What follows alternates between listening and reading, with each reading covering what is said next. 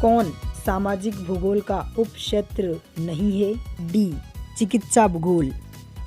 मानव भूगोल क्रियाशील मानव और अस्थायी पृथ्वी के परिवर्तनशील संबंधों का अध्ययन है, ये किसने कहा? सी कुमारी सैंपल।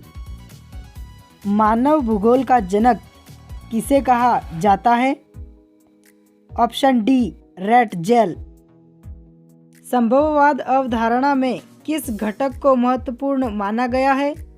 ऑप्शन सी प्राकृतिक घटक एवं मानवीय घटक। निम्नलिखित में से कौन सा विद्वान मानव भूगोल से संबंधित नहीं है? सी बर्ट्रैंड रसेल। नवनिश्चयवाद से संबंधित कौन है? D Griffith Taylor. निम्नलिखित में से कौन सा एक भौगोलिक सूचना का स्रोत नहीं है?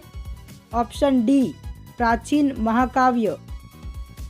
प्राकृतिक और मानव के बीच पारस्परिक क्रिया का सबसे महत्वपूर्ण कारक है? बी तकनीकी। निम्नलिखित कथनों में से कौन सा एक भूगोल का वर्णन नहीं करता? ए समाकलनात्मक अनुशासन। निम्नलिखित में से कौन मानव की मूल आवश्यकता से संबंधित नहीं है? ए परिवहन। मानव भूगोल विचारकों के विकास की अभिव्यंजना है, ना कि भौगोलिक ज्ञान के विस्तार और खोजों का कोई तात्कालिक परिणाम है। यह परिभाषा किसने दी? सी विडाल डिला ब्लास। एंथ्रोपोजियोग्राफी किसने लिखी? बी रैटजेल। आधुनिक मानव भूगोल के जनक है? ए फ्रेडरिक रैटजेल। संभववाद शब्द का प्रयोग सर्वप्रथम किस फ्रांसीसी विद्वान ने किया था? बी फेजे।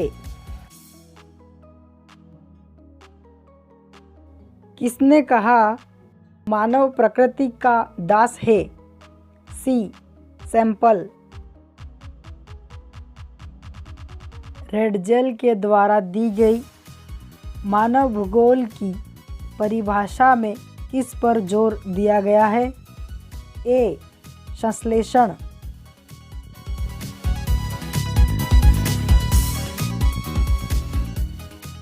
निम्नलिखित कथनों में से कौन सा एक भूगोल का वर्णन नहीं है? ऑप्शन डी प्रौद्योगिकी के विकास के फलस्वरूप आधुनिक समय में प्रासंगिक नहीं। निम्नलिखित में से कौन सा एक भौगोलिक सूचना का स्रोत नहीं है? ऑप्शन सी चंद्रमा से चट्टानी पदार्थों के नमूने। निम्नलिखित में से कौन सा एक लोगों और पर्यावरण के बीच अन्योन्य क्रिया का सर्वाधिक महत्वपूर्ण कारक है? प्रौद्योगिकी। निम्नलिखित में से कौन सा एक मानव भूगोल का उपागमन नहीं है? ऑप्शन बी मात्रात्मक क्रांति।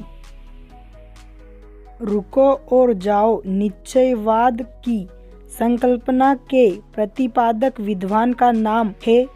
Griffith Taylor. उत्तर उपनिवेश युग में निम्न से जिस उपागम का मानव भूगोल में प्रयोग किया गया वह है? ऑप्शन बी स्थानीय संगठन।